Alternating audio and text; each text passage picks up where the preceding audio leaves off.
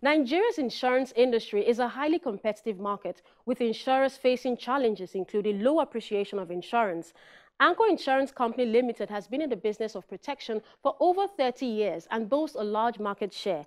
I sat down with the Managing Director and Chief Executive, Ebosa Osege, to find out how the company thrives in such a competitive environment. It's been tough. I haven't seen the company more of a regional organization. We try to see what we can do to bring to the national limelight. But by the grace of God, we have, in terms of premium income, it was about they usually have 1.6 billion, 2 billion, which was the highest, as the case may be, in that 2017. But in 2018, by the grace of God, we were able to push the premium income to 3.6 billion at the time. This 2019, we also try very hard. Despite the bad and fluctuating economy, we did about 4.2 billion. As I speak to you now, 2020, this is already half of the year. We've already done about 4.6 billion already. So it's looking good that by the end of the year, we might end up doing about 8 or 7 billion, as the case may be. If not the pandemic, our budget for the year is supposed to have been 10 billion. But looking at what is happening in the economy globally, I'm not sure we can achieve that, but I'm very sure some special part of that budget will still be achieved this year. So the road where we're coming from has been very tough, and the Anchor Insurance itself has been able to also grow in terms of expectation from the shareholders. We are now well known. A lot of people confuse us with other insurance companies like ICO and said Anchor or ICO. But now this is saying that we are not just Anchor, we are really anchoring some of these businesses and the opportunities that we are ravaging. By the grace of God, the best is yet to come. How is Anchor Insurance doing in terms of spread and financial standing? We're talking of the total assets, revenue, and all of that. Yeah, the total asset before now was about 4-point-something billion, but total asset as I speak to you now is in the range of about 7.78 billion as it is today.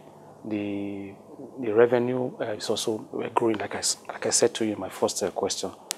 And in terms of strength, publicity and all that, we are now well known in the industry.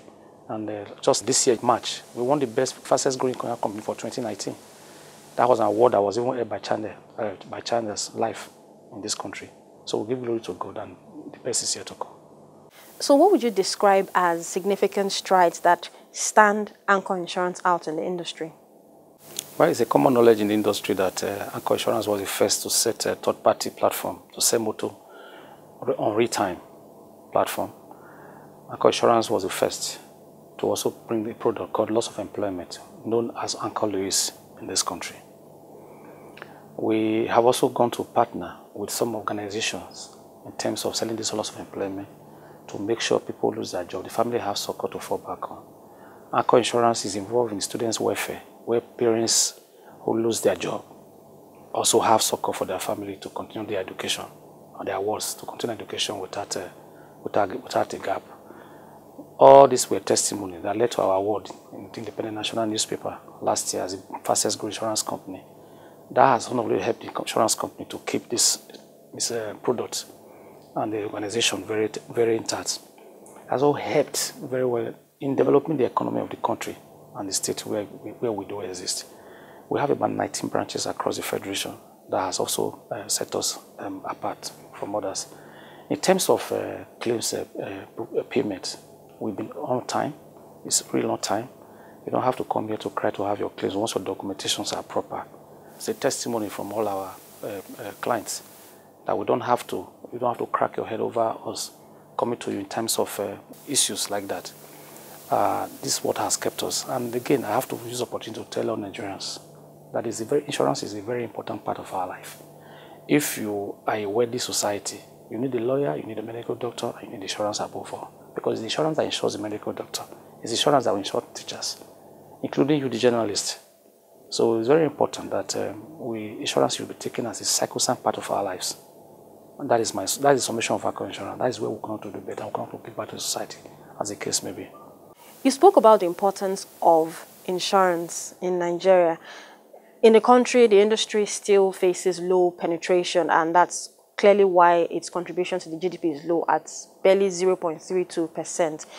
Do you see things changing in the foreseeable future such that the industry enjoys more patronage and contributes more to the GDP? Absolutely. Before now, even the GDP, if you go back to the archive, you find out that it was much more lower than this some years back. Is there growth? Yes. Is it much? No. Can we do better? Yes. So if you look at this opportunity, you find out that even with the pandemic, let me quickly use that, the awareness on insurance has been created, looking at what has happened right now, that every facet of our life we need insurance policies.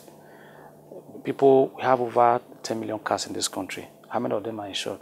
So if all of them, if there are deliberate legislation by the government to say, look, this is what we need to do in this country as a people, it's the political will to see this into the National Assembly, to say, look, before you go for anything in this country, you have to show proof that you have insurance, any form of insurance policy. Life will get better. What happened in the BVN? Many things were being going on. The government came with the deliberation and said, look, a deliberate plan that, look, if you do not have BVN, you cannot go into banking. Your bank account will not be activated. At the time life was given, everybody complied. But today we all have BVN that we use in our contract, businesses and all whatever. I expect the government to do same for insurance. That if you are going for your healthcare, if you are going to have employment, you must show the insurance policy that your parents have so and so policies. Your NYC, while you were there, the NYC staff should be insured. Different things are going on in this country. You see that only insurance companies themselves will not do that.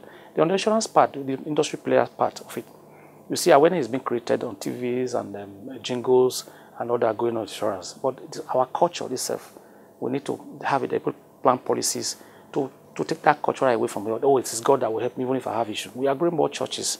How many of these churches are providing the same support to the people from the spirituality? We need this physical life to live here before we go to heaven. So it's very important. Insurance plays a vital role. Even let me tell you something that will shock you. Even churches insure their vehicle. They do insure their vehicle. So I don't see the reason awareness will be created. Even the most educated in this country, some professors don't even have insurance policy. They see it as a waste. And that has to do with national trust or something. We need to change our orientation towards insurance because insurance is a very sacrosanct part of our life. You run a service-based organization and you owe a duty to your shareholders and stakeholders to meet and possibly surpass expectation. Now, for the larger society, there are many more stakeholders who you can, well, meet up some obligations to in terms of CSR. What does Anchor Insurance do to improve society through CSR? We've been very involved in the orphanage homes. We've done, last year we did something for, which of course is a continuous, this thing. In fact, from staff, there's a contribution, we call the widow's contribution, we do every year.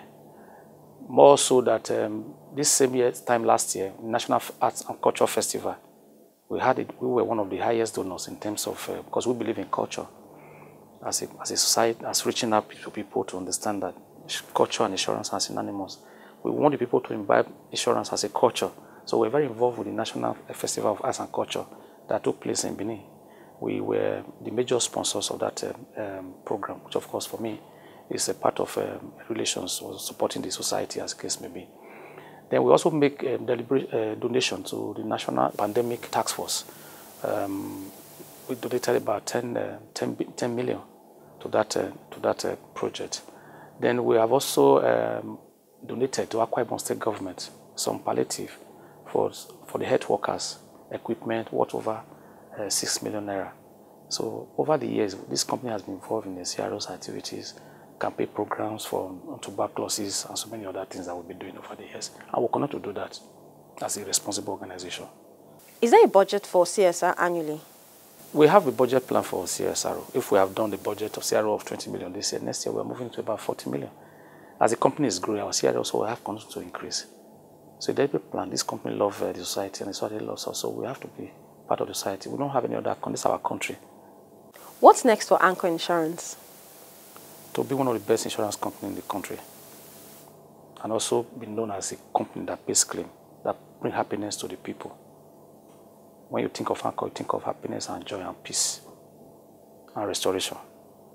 And that's our program. Thank you for watching. For more of the program, you can follow us on Twitter at CTV Kaleidoscope or send an email to kaleidoscope@channelstv.com. I'm Uche Aluku, and as always, I'll see you again soon. Bye for now.